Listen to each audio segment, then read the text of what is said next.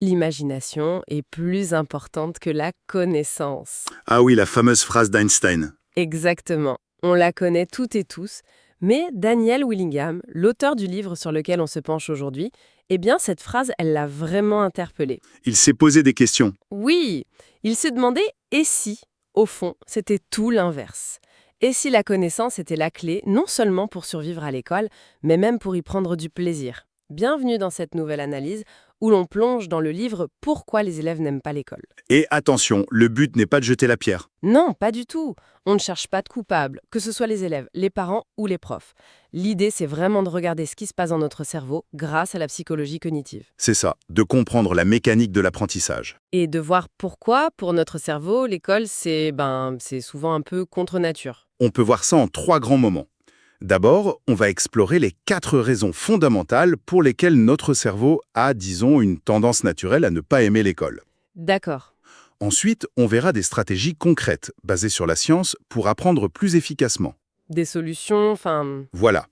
Et pour finir, on parlera du rôle crucial des enseignants. Comment ils peuvent utiliser ces principes pour devenir de véritables facilitateurs d'apprentissage. le plan est clair. Mais alors, il faut absolument qu'on commence par l'idée la plus provocatrice du livre. Celle qui m'a vraiment fait tiquer. Je vois de laquelle tu parles. L'esprit n'est pas conçu pour penser. Franchement, quand on lit ça, on se dit que c'est une super excuse pour ne pas faire ses devoirs, non? Ça pourrait, mais c'est très très sérieux. C'est même le point de départ de toute la réflexion.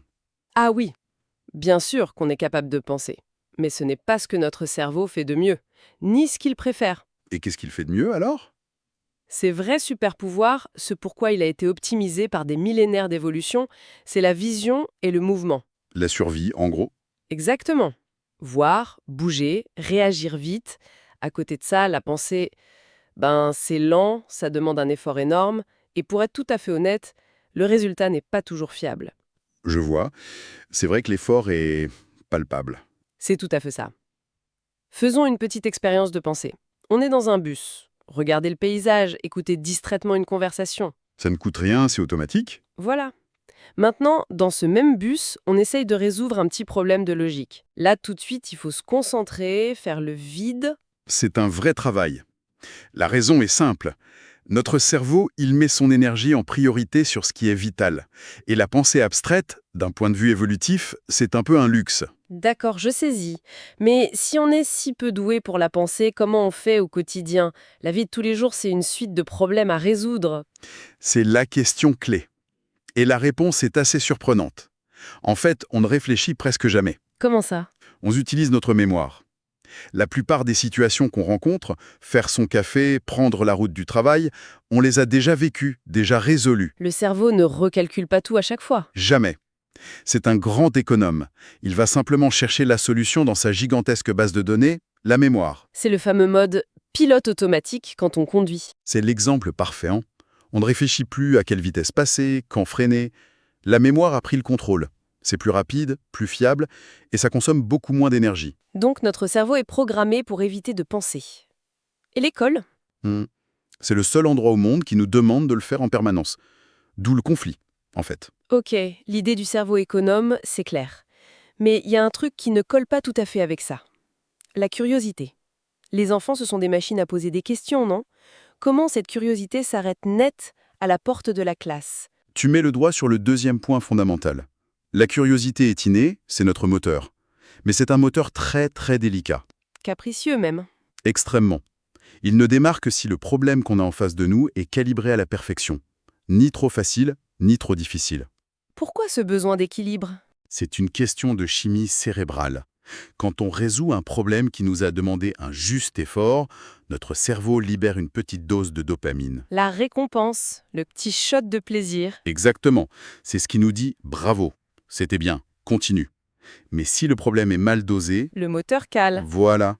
Trop facile, c'est l'ennui. Pas de défi, pas de dopamine. Trop difficile, c'est la frustration, l'abandon, et la curiosité s'éteint. Tout l'art d'un bon enseignant, c'est de faire naviguer ses élèves sur cette ligne de crête. Une ligne de crête, c'est une belle image. Donc, on a un cerveau paresseux et une curiosité fragile. Le livre ajoute une troisième raison. La pensée est structurellement difficile. Ça a l'air un peu technique. On peut le simplifier. Il faut imaginer notre système de pensée comme un atelier avec 3 zones. D'accord. Il y a d'abord l'environnement, les infos qui rentrent, l'énoncé d'un problème par exemple. Ensuite, il y a la mémoire à long terme. Ça, c'est l'immense entrepôt où tout notre savoir est stocké. La bibliothèque personnelle. C'est ça. Et entre les deux, il y a la zone la plus cruciale et la plus problématique, la mémoire de travail. Pourquoi problématique? Parce que c'est un tout petit établi. C'est là qu'on manipule les infos en temps réel. Le truc, c'est qu'on ne peut y poser que 3 ou 4 outils en même temps. Ah oui, c'est très peu. C'est minuscule. Si on essaie d'en mettre plus, tout tombe par terre. La pensée, c'est le bricolage qu'on fait sur cet établi. Et si l'établi est déjà plein, on ne peut plus rien faire, on ne peut plus réfléchir. C'est l'équivalent mental d'avoir trop d'onglets ouverts sur son navigateur. Quel est le lien avec l'apprentissage? Le lien est direct. La seule chose qui peut désencombrer l'établi de la mémoire de travail, c'est l'entrepôt, la mémoire à long terme. Comment ça? Plus on a de connaissances stockées, moins on a besoin de faire de calculs en direct. Prenons 7 x 8. Pour un enfant, c'est une opération complexe qui sature son petit établi mental. Il doit décomposer, additionner. Voilà, pour nous, la réponse 56 est sur une étagère de notre entrepôt. On la prend sans effort, et notre établi reste libre pour s'attaquer à un problème bien plus complexe. Le savoir factuel n'est donc pas l'ennemi de la réflexion. Il en est la condition. Il la rend possible. Fascinant. On arrive à la 4e raison, et c'est un grand classique. Notre cerveau n'aime pas les idées abstraites. Il les déteste. Il est conçu pour le concret.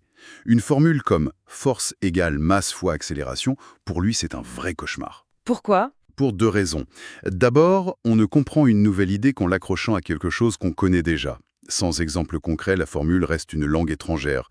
Mais le plus grand défi de tous, c'est ce que les scientifiques nomment le transfert de connaissances. J'ai déjà entendu ce terme.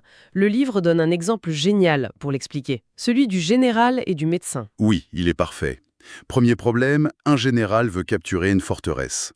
Toutes les routes qui y mènent sont minées. Si l'on voit toute son armée sur une seule route, boum. D'accord. Mais de petits groupes de soldats peuvent passer sans faire exploser les mines.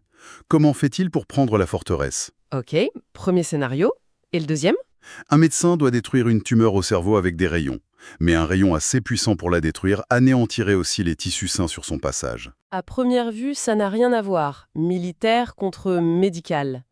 En surface, non, mais la structure profonde du problème. Et la même, je parie. Exactement la même. Il faut diviser ses forces, que ce soit les soldats ou les rayons, et les faire converger de plusieurs directions sur la cible. Chaque petit groupe est inoffensif, mais leur action combinée est décisive. Voilà. Le drame, c'est que la plupart des élèves restent bloqués sur la surface, les soldats, la tumeur, et ne voient jamais cette structure commune. C'est ça, l'échec du transfert. Et c'est un des plus grands obstacles à l'école. Le constat est assez rude pour l'école, mais on a promis des pistes. Alors, comment faire pour mieux apprendre en tenant compte de ces défauts de fabrication de notre cerveau? La première stratégie, c'est presque un pied de nez à Einstein. Il faut accumuler des connaissances. C'est le fondement de tout. On entend beaucoup qu'il faut en finir avec le par cœur que c'est dépassé. C'est une grave erreur. Pourquoi? Sans un socle de connaissances factuelles, la pensée complexe est tout simplement impossible, rien que pour comprendre le monde qui nous entoure. On lit un article sur l'économie, si on ne sait pas ce que sont l'inflation, la dette, le PIB, eh bien on ne comprend rien, même si on sait parfaitement déchiffrer les mots. C'est ce qui explique le fameux effet Mathieu à l'école, cet écart qui se creuse. Exactement. Au début du primaire, on apprend à lire, puis, vers 8 ou 9 ans, les textes se complexifient. Et là, c'est le drame. Les enfants qui ont déjà un bon bagage de connaissances générales, souvent issus de milieux plus favorisés, comprennent tout de suite de quoi on parle. Les autres, ils décrochent. Le manque de savoir crée de l'inégalité. Une terrible inégalité. C'est pour ça que l'idée d'enseigner la pensée critique comme une compétence isolée, hors sol, ne tient pas la route. C'est impossible, hein? Totalement. Comment avoir une pensée critique sur la Seconde Guerre mondiale si on ne connaît pas les dates, les acteurs, les faits? La pensée critique ne flotte pas dans les airs, elle a besoin de s'ancrer dans des faits solides. Et le plus beau, c'est que plus on a de connaissances, plus il est facile d'en acquérir de nouvelles. Chaque savoir agit comme un velcro mental qui permet aux nouvelles informations de s'accrocher. D'accord, les faits sont le carburant, mais il faut bien les mettre dans le réservoir, c'est-à-dire les mémoriser. Et ça, c'est un grand mystère. Pourquoi est-ce que je me souviens d'une pub stupide vue il y a 20 ans et pas de mon cours de géographie de la semaine dernière? La réponse, et c'est peut-être la phrase la plus importante du livre, c'est que la mémoire est un résidu de la pensée. Un résidu de la pensée. On ne mémorise que ce à quoi on a activement et profondément pensé. La pub nous a surpris, fait rire, on y a pensé. Le cours de géographie, si on l'a écouté passivement, l'information est entrée par une oreille et sortie par l'autre. Elle n'a pas été traitée. La leçon pour les enseignants est énorme. Immense. Un cours ne doit pas juste présenter de l'info. Il doit forcer les élèves à réfléchir à son sens. Penser au sens, c'est la clé. Mais le faire une seule fois, j'imagine que ça ne suffit pas. C'est là qu'intervient la troisième stratégie, la pratique. La répétition, l'entraînement. C'est absolument non négociable. Et ça a 3 bénéfices majeurs. Le premier, le plus évident, c'est de consolider les savoirs. C'est comme un sentier en forêt, hein. Plus on passe dessus, plus il devient clair et facile à emprunter. Logique. Le deuxième? Le deuxième, c'est d'automatiser les processus de base. Pourquoi faire? Pour libérer de la place sur notre fameux établi mental, la mémoire de travail. Ah oui, C'est comme apprendre à conduire. Au début, tout notre cerveau est mobilisé par l'embrayage, le volant, impossible de tenir une conversation. on est en saturation complète. Exactement. Des années plus tard, on peut conduire en discutant, en écoutant la radio. Pourquoi? Parce que les gestes de base sont devenus automatiques. Ils ne prennent plus de place sur l'établi. Pour la lecture, c'est pareil. Et le troisième bénéfice, je suppose qu'il nous ramène à nos histoires de général et de médecins. Et de surface, pour reconnaître la structure profonde commune. C'est comme ça qu'on devient capable de faire ce fameux transfert de connaissances. Question très pratique. Le bachotage intensif la veille d'un examen, bonne ou mauvaise idée? C'est la pire stratégie possible, sur le long terme. Toutes les études le montrent. La pratique distribuée, c'est-à-dire étalée dans le temps, est infiniment supérieure. Un peu chaque jour vaut mieux que tout d'un coup? Beaucoup mieux. L'élève qui révise 1 heure par jour pendant 4 jours retiendra bien plus que celui qui révise 4 heures d'un coup la veille. Le bachotage permet de sauver les meubles pour l'examen du lendemain, peut-être, mais 1 semaine après, tout a disparu. Pourquoi? Parce qu'espacer les révisions force le cerveau à faire un petit effort pour aller rechercher l'information. Et c'est cet effort de récupération qui grave la mémoire en profondeur. C'est noté. On a les stratégies pour l'élève. Parlons maintenant de l'enseignant. Comment peut-il appliquer tout ça? On entend beaucoup parler des styles d'apprentissage, qu'il faudrait adapter les cours aux visuels, aux auditifs. C'est l'un des plus grands neuromythes de la pédagogie. Ça part d'une bonne intention, mais la recherche a démontré que ça n'a aucun effet. Ah bon? Prenons un exemple. On veut apprendre du vocabulaire. L'idée serait de montrer des images à un élève visuel et de faire écouter des mots à un auditif. Ça semble logique. Sauf que le but, ce n'est pas de mémoriser une image ou un son. C'est de mémoriser le sens du mot. On se trompe de porte d'entrée. Le support doit correspondre au contenu, pas à un prétendu style de l'élève. Et la théorie des intelligences multiples, alors? Utiliser l'intelligence musicale pour apprendre les maths, par exemple. Même constat. Essayer d'apprendre une division en chantant, ça peut être amusant, mais ça n'aide pas du tout à comprendre le concept mathématique de la division. On apprend les maths avec la logique des maths. D'accord, donc si on n'adapte pas à l'élève, on adapte à quoi? Au contenu, c'est bien plus simple et bien plus efficace. Par exemple? On veut enseigner la poésie de Victor Hugo. Il faut la lire à voix haute pour faire sentir le rythme. On veut enseigner la géographie des Alpes. Il faut une carte, des photos. L'enseignant doit choisir le média le plus pertinent pour faire comprendre le sens de son sujet. Et le fait de varier les supports pendant un cours? C'est une excellente chose. Mais pas pour satisfaire les différents styles, simplement pour maintenir l'attention de tout le monde, car on sait qu'elle est limitée et qu'elle a besoin d'être relancée. Clarification très importante. Une dernière question, et c'est sans doute la plus cruciale. Que fait-on des élèves en difficulté? Ceux qu'on étiquette parfois comme lents. L'intelligence est-elle figée? C'est le message le plus optimiste et le plus fort du livre. Non, 1000 fois non. L'intelligence n'est pas fixe. Elle est comme un muscle. Elle peut se développer avec un travail acharné. Et le rôle de l'enseignant, c'est de devenir une sorte de coach mental? C'est exactement ça, de cultiver cet état d'esprit. Pour ça, il y a 3 leviers puissants. Le premier, convaincre les élèves que leur intelligence est malléable, qu'ils ont le pouvoir dessus. La base. Et les 2 autres? Deuxièmement, féliciter l'effort et non le talon. Ne jamais dire « tu es intelligente », mais plutôt « j'ai vu que tu avais persévéré, que tu avais essayé plusieurs méthodes. C'est ça qui est formidable ». Le compliment doit être sincère, précis et porté sur le processus. Et le troisième? Le troisième, c'est d'apprendre aux élèves à voir l'échec non pas comme une honte, mais comme une information. Une étape normale et même essentielle de l'apprentissage. Il y a cette phrase de Michael Jordan. Ah oui. Il disait « J'ai échoué encore et encore et encore dans ma vie. Et c'est pourquoi j'ai réussi. Tout est dit. » Si on fait le bilan, c'est une approche très déculpabilisante finalement.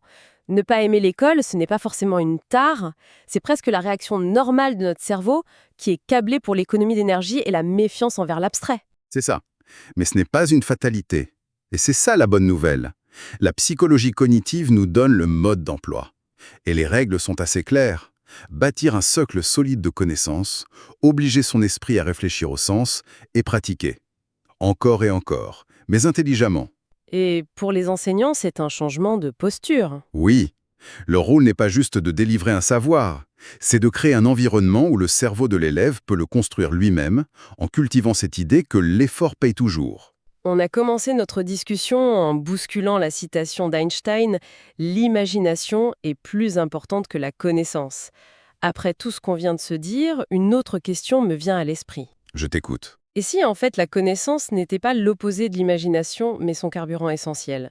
Et si pour vraiment imaginer des choses nouvelles, il fallait d'abord avoir un immense terreau de connaissances pour la nourrir? L'une ne pourrait pas s'épanouir sans l'autre. Peut-être bien. Voilà qui laisse à réfléchir.